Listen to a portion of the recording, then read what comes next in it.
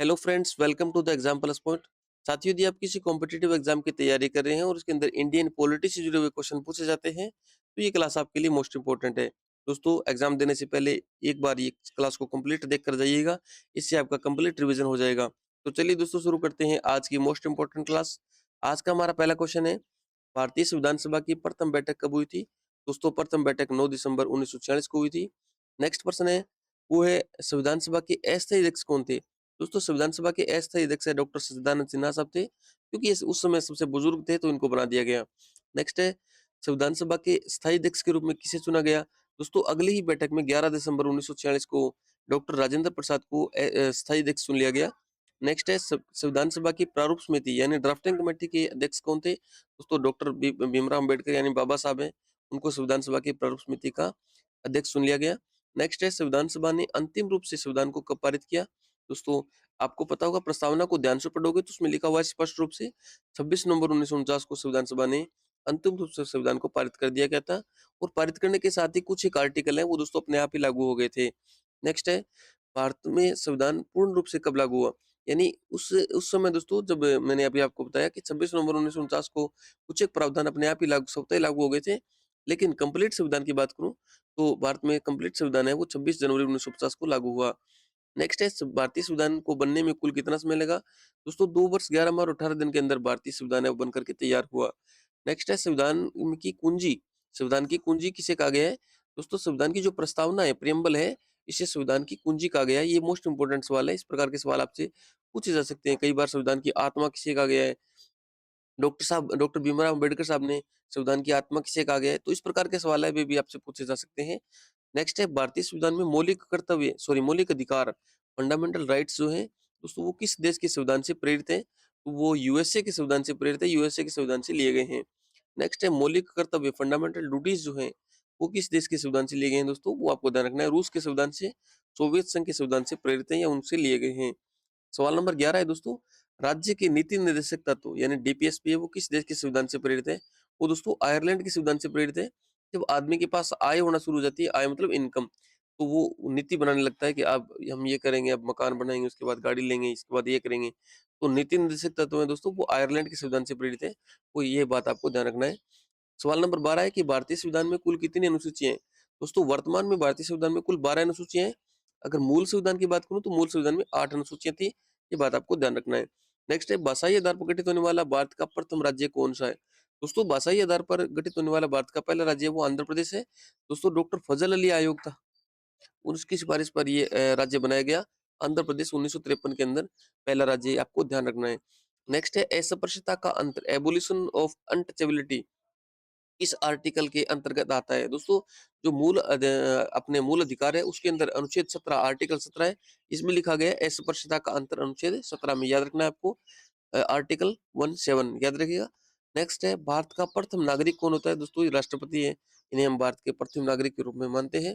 Next है, वर्तमान में भारतीय संविधान में कितने मौलिक अधिकार प्राप्त है? दोस्तों, वर्तमान में मौलिक अधिकारों की संख्या 6 है। पहले एक संपत्ति का अधिकार ही मौलिक अधिकार होता था, लेकिन बाद में इसे हटा करके कानूनी अधिकार दिया गया है और अभी वर्तमान में 301 के अंतर्गत इस संविधान को रखा गया है, संपत्ति के अधिकार को। नेक्स्ट है, संविधान के किस आर्टिकल में, अनुच्छेद में के तहत प्रेस की स्वतंत्रता दी गई है? दोस्तों, जो मूल अधिकार है उसमें ही 19 ए है, इसके अंतर्गत हम प्रेस की स्वतंत्रता को रखते हैं। तो आपको ध्यान रखना है, प्रेस की स्वतंत्रता है ये अनुच्छेद 19 एक ए के अंतर्गत दी गई है। नेक्स्ट है, समान नागरिक संहिता, यूनिफॉर्म सिविल कोड का वर्णन इस आर्टिकल में, किस अनुच्छेद में? तो याद रखना है आपको, 4 लिखेंगे ना, दोनों एक समान नजर आ रहे हैं आपको, तो अनुच्छेद 44 के अंतर्गत है वो समान नागरिक संहिता, यूनिवर्सल सिविल कोड यूसीसी है, उसका वर्णन किया गया है। ये बात आपको ध्यान रखना है क्योंकि यूसीसी अक्सर चर्चा में रहने वाला विषय है।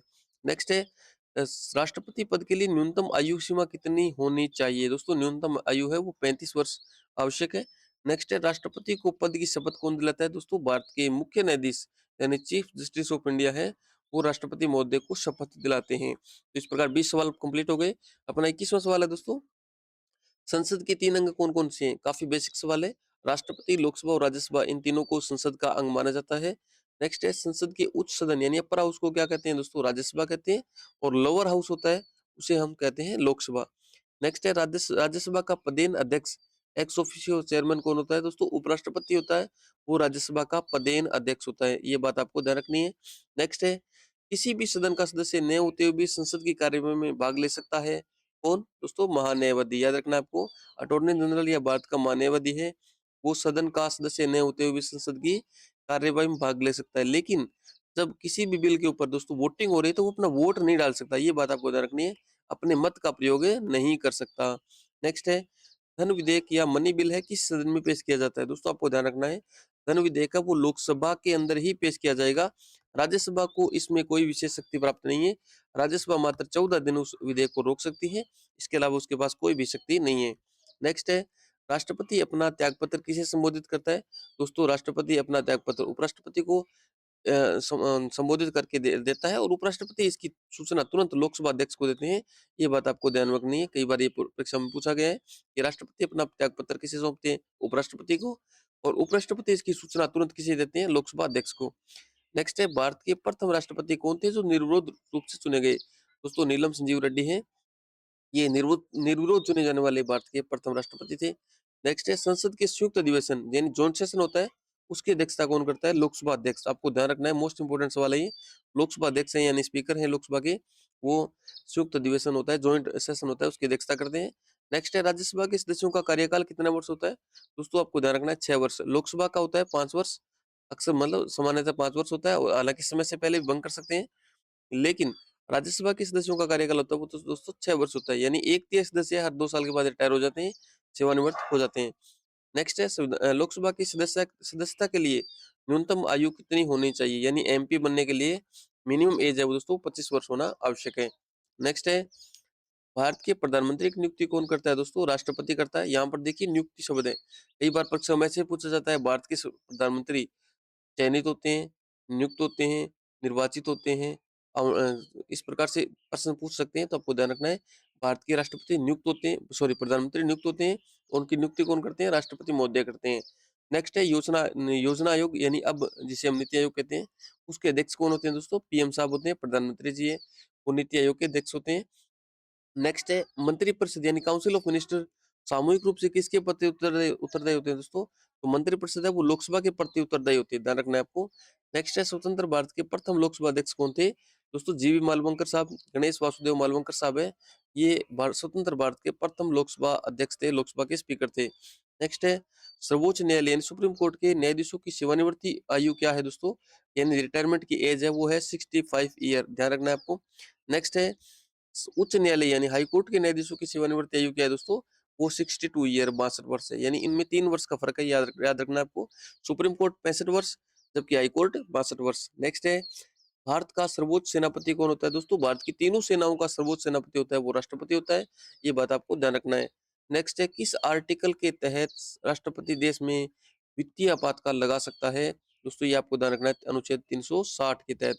ये आपको तीनों अनुच्छेद याद रखने हैं, 352 और 356 और 360, यानी वित्तीय आपातकाल वो 360 में है दोस्तों, और दोस्तों सशस्त्र क्रांति के आधार पर 352 में, और यदि किसी जगह पर वो ये नहीं चलता तो संविधान के प्रावधानों के अंतर्गत राज्य नहीं हो रहा है, प्रशासन नहीं हो रहा है, तो अनुच्छेद 356 के तहत। नेक्स्ट है, राष्ट्रीय आपातकाल नेशनल इमरजेंसी का वर्णन किस अनुच्छेद में दिया गया है दोस्तों? अनुच्छेद 352 में। नेक्स्ट है, राज्यों में राष्ट्रपति शासन प्रेसिडेंट रूल किस अनुच्छेद के तहत लगाया गया है? अनुच्छेद 356, याद रखना है आपको। 352, 356, 360 तीनों याद रखने हैं। नेक्स्ट है, भारत में पंचायती राज व्यवस्था सर्वप्रथम कहाँ लागू की गई थी? दोस्तों नागौर राजस्थान के अंदर 2 अक्टूबर 1959 यानी 2 अक्टूबर 1959 के को नागौर में, राजस्थान के नागौर में जवाहरलाल नेहरू साहब के द्वारा, इसको मैं रिकॉल नहीं कर पा रहा हूँ दोस्तों, नेहरू साहब है या कोई और है, लेकिन ये पंचायती राज व्यवस्था है दोस्तों, वहां लागू की गई थी, वहां पर नागौर के अंदर राजस्थान में। नेक्स्ट है, बलवंत राय मेहता समिति का संबंध किससे है दोस्तों? पंचायती राज व्यवस्था से जुड़ा हुआ है। बलवंत राय मेहता समिति, इन्होंने पंचायती राज व्यवस्था से संबंधित कमेटी बनाई थी, इसके अध्यक्ष थे बलवंत राय मेहता समिति। इन्होंने सुझाव भी दिया था कि व्यवस्था कितने स्तरीय होनी चाहिए। नेक्स्ट है, किस संविधान संशोधन द्वारा मतदान की आयु 21 वर्ष से घटाकर 18 वर्ष कर दी गई? मोस्ट इंपोर्टेंट सवाल है दोस्तों। 61वें संविधान संशोधन के द्वारा 1989 के अंदर 21 वर्ष से उम्र घटा करके और 18 वर्ष कर दी गई वोटिंग की एज है। नेक्स्ट है, संसद के 2 स्तरों के बीच अधिकतम कितना अंतराल हो सकता है दोस्तों? 6 माह। यानी संसद के 2 स्तरों के बीच अधिकतम अंतराल है वो 6 वर्ष होगा। 6 वर्ष के बाद है वो दूसरा स्तर, यानी 6 वर्ष, सॉरी 6 महीने के अंतर्गत वो मैक्सिमम अंतराल हो सकता है। उसके अलावा नेक्स्ट है पॉकेट वीटो का प्रयोग करने वाले प्रथम राष्ट्रपति कौन थे दोस्तों? ज्ञानी जैल सिंह है। वो डाकघर से संबंधित कोई विधेयक था जिस पर उन्होंने साइन नहीं किया और वो विधेयक पढ़ा रहा, और उसे हम पॉकेट वीटो के नाम से जानते हैं। नेक्स्ट है इस अनुच्छेद को डॉक्टर अंबेडकर ने संविधान की आत्मा और हृदय कहा है। दोस्तों मैंने आपको पहले बताया था, इस प्रकार के जो है ना कोई ना कोई अलग से हम अगर कोई संज्ञा देते हैं किसी अनुच्छेद को या किसी आर्टिकल को, तो मोस्ट इंपोर्टेंट हो जाता है। तो डॉक्टर अंबेडकर साहब ने संविधान की आत्मा और हृदय किसे कहा है? आर्टिकल 32 को। याद रखना है आपको, संवैधानिक उपचारों का अधिकार है ना, आर्टिकल 32, जिसके अंदर हाई कोर्ट और सुप्रीम कोर्ट को जो है रिट रिट का अनुच्छेद है ना, रिट रिट जारी करने की शक्तियां हैं। उसी संविधान की आत्मा और हृदय कहा है किसने? डॉक्टर अंबेडकर साहब ने। किसको? आर्टिकल 32 को। याद रखना है। नेक्स्ट है नियंत्रक और महालेखा परीक्षक यानी कैग की नियुक्ति कौन करता है दोस्तों? राष्ट्रपति महोदय। नेक्स्ट है भारत के मुख्य चुनाव आयुक्त कौन थे? प्रथम मुख्य चुनाव आयुक्त कौन थे? ये आपको याद रखना है, सुकुमार सेन साहब है। ये भारत के प्रथम मुख्य चुनाव आयुक्त थे। नेक्स्ट है शिक्षा को किस सूची के अंतर्गत रखा गया है दोस्तों? सूचियां 3 प्रकार की होती है, राज्य सूची, केंद्र सूची और समवर्ती सूची। तो राज्य सूची पर केवल स्टेट गवर्नमेंट है वो कानून बना सकती है, और जो केंद्र सूची है उसके ऊपर दोस्तों सेंट्रल गवर्नमेंट है वो कानून बनाती है। लेकिन जो कॉन्करेंट लिस्ट होती है, समवर्ती सूची, उसके अंदर दोनों राज्य सरकार और केंद्र सरकार कानून बना सकती है। तो शिक्षा है वो कॉन्करेंट लिस्ट यानी समवर्ती सूची का विषय है। ये बात आपको ध्यान रखना है। नेक्स्ट है संविधान के किस भाग में संशोधन की प्रक्रिया का उल्लेख है दोस्तों? आर्टिकल 368 यानी 368 के तहत भाग 20 के अंदर है दोस्तों, वो संविधान में संशोधन की प्रक्रिया का उल्लेख है कि संविधान में संशोधन किस प्रक्रिया के अंतर्गत किया जा सकता है। तो अपने टॉप 50 क्वेश्चन है दोस्तों वो कंप्लीट हो गए। आज का हमारा 51वां क्वेश्चन है वो है किस संविधान संशोधन को मिनी कॉन्स्टिट्यूशन यानी मिनी संविधान कहा गया है दोस्तों? 42वें संविधान को संशोधन को जो 1976 में हुआ था, इसे हमने मिनी संविधान या मिनी कॉन्स्टिट्यूशन कहा है। याद रखना है आपको। नेक्स्ट है भारतीय संविधान की प्रस्तावना में समाजवादी और धर्मनिरपेक्ष शब्द कब जोड़े गए दोस्तों? 42वें संविधान संशोधन के द्वारा जो प्रस्तावना है उसके अंदर समाजवादी और धर्मनिरपेक्ष जो है वो दोनों शब्द जोड़े गए 42वें संविधान संशोधन के द्वारा 1976 में। याद रखना है आपको। नेक्स्ट है संपत्ति के अधिकार को मौलिक अधिकारों की सूची से किस संविधान संशोधन के द्वारा हटाया गया? 244वें संविधान संशोधन के द्वारा 1978 में जो अपना संपत्ति का अधिकार था उसे हटा दिया गया और अब 301 ए के अंतर्गत रखा गया है इसको। नेक्स्ट है वर्तमान में संपत्ति का अधिकार कैसा अधिकार है दोस्तों? ये कानूनी अधिकार है, उसे आर्टिकल 300 ए के अंतर्गत रखा गया है। नेक्स्ट है पंचायती राज को संवैधानिक दर्जा किस संशोधन के द्वारा दिया गया दोस्तों? ये है 73वें संविधान संशोधन के द्वारा 1992 में। और नगर पालिकाओं को 74वें संविधान संशोधन के द्वारा। नेक्स्ट है नगर पालिकाओं को संवैधानिक दर्जा किस संशोधन के द्वारा दिया गया दोस्तों? वो याद रखना है आपको, 74वें संविधान संशोधन के द्वारा 1992 को। याद रखना है आपको। नेक्स्ट है संविधान के किस अनुच्छेद में ग्राम पंचायतों के गठन का निर्देश दिया गया है दोस्तों? जो डीपीएसपी यानी नीति निर्देशक तत्व है उसके अनुच्छेद 40 के अंतर्गत जो है दोस्तों वो ग्राम पंचायतों के गठन का निर्देश दिया गया है। नेक्स्ट है मुख्य चुनाव आयुक्त की नियुक्ति कौन करता है दोस्तों? राष्ट्रपति महोदय मुख्य चुनाव आयुक्त की नियुक्ति करते हैं। नेक्स्ट है भारत में प्रथम आम चुनाव कब हुए थे दोस्तों? 1951 से 52 के अंतर्गत है दोस्तों प्रथम आम चुनाव या जनरल इलेक्शन हुए थे। याद रखना है आपको। नेक्स्ट है लोकसभा में विश्वास प्रस्ताव प्राप्त में सॉरी लोकसभा में विश्वास मत प्राप्त करने में असफल होने वाले प्रथम प्रथम प्रधानमंत्री कौन थे दोस्तों? वो थे विश्वनाथ प्रताप सिंह, जिसे हम वीपी सिंह के नाम से भी जानते हैं। नेक्स्ट है राज्यसभा में राष्ट्रपति कितने सदस्यों को मनोनीत करता है दोस्तों? 12 सदस्यों को मनोनीत करता है। जो कला, साहित्य, विज्ञान और समाज सेवा के क्षेत्र में उत्कृष्ट योगदान देते हैं उनको राष्ट्रपति महोदय हैं वो राज्यसभा के अंदर मनोनीत करते हैं। नेक्स्ट है संविधान की प्रथम महिला राष्ट्रपति कौन थी? प्रतिभा देवी सिंह पाटिल है वो भारत की प्रथम महिला राष्ट्रपति थी। नेक्स्ट है किसी राज्य में मुख्यमंत्री की नियुक्ति कौन करता है दोस्तों? गवर्नर साहब, राज्यपाल साहब होते हैं वो किसी राज्य में मुख्यमंत्री की नियुक्ति करते हैं। नेक्स्ट है राज्यपाल पद के लिए न्यूनतम आयु क्या है दोस्तों? 35 वर्ष। आपको ध्यान रखना है, राज्यपाल के लिए न्यूनतम आयु कितनी है? 35 वर्ष। नेक्स्ट है संघ शासित प्रदेश यानी जो यूटीज हैं, जैसे लद्दाख हो गया या दादर नागर हवेली हो गया या दमन दीव हो गया, उसकी बात चल रही है। संघ शासित प्रदेशों का प्रशासन कौन चलाता है दोस्तों? राष्ट्रपति द्वारा नियुक्त प्रशासक या उपराज्यपाल बोलते हैं उनको, वो चलाते हैं दोस्तों उनके अंदर प्रशासन। नेक्स्ट है विधान परिषद यानी लेजिस्लेटिव काउंसिल के सदस्य कितने वर्ष के लिए चुने जाते हैं? तो विधान परिषद जो उसके लिए उसके सदस्य दोस्तों 6 वर्ष के लिए चुने जाते हैं। जिस प्रकार सेंटर के अंदर दोस्तों राज्यसभा होती है, उसी प्रकार उसी उस राज्यसभा की तर्ज पर कुछ एक राज्यों के अंदर विधान परिषद का गठन किया गया है और उनके सदस्य भी 6 वर्ष की उम्र 6 वर्ष तक के लिए चुने जाते हैं। नेक्स्ट है, किसी भी राज्य की विधानसभा में अधिकतम कितने सदस्य हो सकते हैं दोस्तों? न्यूनतम होते हैं 60 और अधिकतम होते हैं 500, याद रखना है आपको। अधिकतम 500 सदस्य, न्यूनतम 60, लेकिन कुछ एक एक्सेप्शन भी है, जैसे सिक्किम जैसे छोटे-छोटे राज्य हो गए, उसके अंदर 36 सदस्य हैं, तो ये भी चलता है। नेक्स्ट है, सर्वोच्च न्यायालय के प्रथम मुख्य न्यायाधीश कौन थे? हीरालाल जे कानिया, याद रखना आपको, हीरालाल जे कानिया है, ये सर्वोच्च न्यायालय के प्रथम मुख्य न्यायाधीश थे। नेक्स्ट है, वर्तमान में भारत में कुल कितने हाई कोर्ट हैं? वो याद रखना है दोस्तों आपको, 25 हाई कोर्ट है। नेक्स्ट है, वित्त आयोग या फाइनेंशियल कमीशन का गठन कौन करता है दोस्तों? राष्ट्रपति करते हैं। हर 5 साल के अंदर करते हैं। आर्टिकल 280 के अंदर इसका उल्लेख किया गया है। सवाल नंबर 71 है दोस्तों, लोकसभा का नेता कौन होता है दोस्तों? आपको पता ही है, लोकसभा का नेता होता है प्रधानमंत्री साहब। नेक्स्ट है, संसद के किसी सदस्य की योग्यता पर विवाद का निर्णय कौन करता है दोस्तों? ये राष्ट्रपति करते हैं, चुनाव आयोग की सलाह पर करते हैं। याद रखना आपको, संसद के किसी सदस्य की योग्यता पर निर्णय लेता है वो राष्ट्रपति महोदय लेते हैं। अगर कोई विवाद हो जाता है दोस्तों, तो उसका निर्णय राष्ट्रपति महोदय करते हैं, लेकिन इसमें लोकसभा अध्यक्ष की भूमिका भी रहती है। याद रखना है आपको। नेक्स्ट है, केंद्र और राज्यों के बीच शक्तियों का बंटवारा किस अनुसूची में दिया गया है? दोस्तों वो 7वीं अनुसूची है, जिसके अंदर हमने चर्चा की थी। केंद्र सूची, राज्य सूची और समवर्ती सूची, इसका उल्लेख 7वीं अनुसूची में दिया गया है, ये बात आपको ध्यान रखना है। नेक्स्ट है, दल बदल विरोधी कानून यानी एंटी डिफेक्शन लॉ है, ये किस अनुसूची में है दोस्तों? ये 10वीं अनुसूची में 52वें संविधान संशोधन के द्वारा इसको जोड़ा गया था। नेक्स्ट है, राष्ट्रीय विकास परिषद यानी एनडीसी का अध्यक्ष कौन होता है दोस्तों? प्रधानमंत्री महोदय होते हैं, वो एनडीसी के अध्यक्ष होते हैं। नेक्स्ट है, संघ लोक सेवा आयोग यानी यूपीएससी के अध्यक्ष और सदस्यों की नियुक्ति कौन करता है दोस्तों? राष्ट्रपति महोदय होते हैं, वो यूपीएससी के अध्यक्ष और सदस्यों की नियुक्ति करते हैं। नेक्स्ट है, भारत के प्रथम महान्यायवादी यानी अटॉर्नी जनरल कौन थे? दोस्तों आपको याद रखना है, एमसीसी तलवाड़ महोदय हैं, ये भारत के प्रथम महान्यायवादी थे। नेक्स्ट है, भारतीय संविधान के किस अनुच्छेद में निर्वाचन आयोग या इलेक्शन कमीशन का प्रावधान है दोस्तों? अनुच्छेद 324 के अंतर्गत है, वो इलेक्शन कमीशन का प्रावधान है, याद रखना आपको। नेक्स्ट है, सरकारी आयोग का संबंध किससे है दोस्तों? केंद्र और राज्यों के बीच संबंधों को लेकर के जो निर्णय दिया था, जो एक आयोग बनाया गया था, इन्होंने केंद्र और राज्यों के जो संबंध होते हैं उन पर अपने अपनी रिपोर्ट पेश की थी, उसे हम सरकारी आयोग बोलते हैं दोस्तों। इनका संबंध केंद्र राज्य संबंधों से जुड़ा हुआ है। नेक्स्ट है, भारत में सूचना का अधिकार यानी आरटीआई किस वर्ष लागू हुआ? 2005 के अंदर। नेक्स्ट है, संविधान के किस अनुच्छेद के तहत हिंदी को भारत की राजभाषा घोषित किया गया? दोस्तों ये आर्टिकल 343 के तहत है, वो हिंदी को भारत की राजभाषा घोषित किया गया। ये मोस्ट इंपोर्टेंट क्लास है, सवाल है दोस्तों, ध्यान रखना।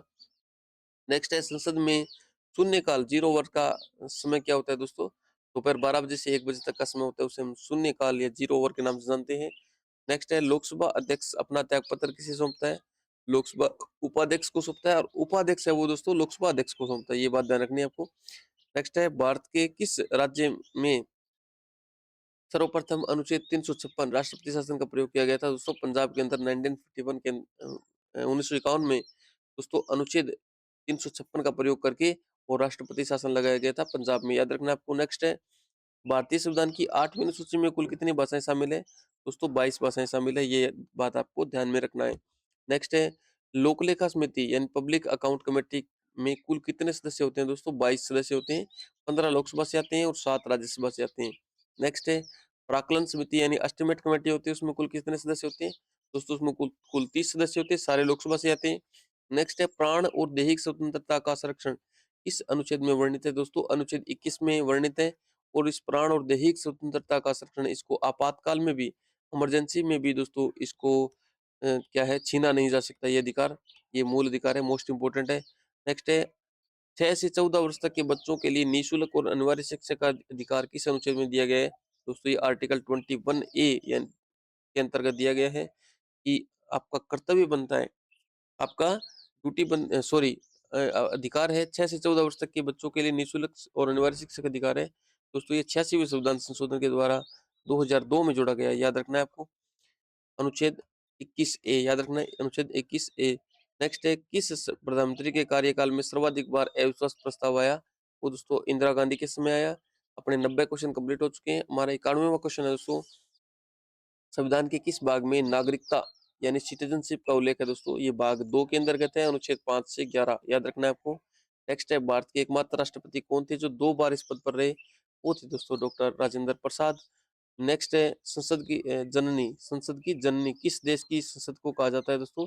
ब्रिटेन की संसद को कहते हैं संसद की जननी।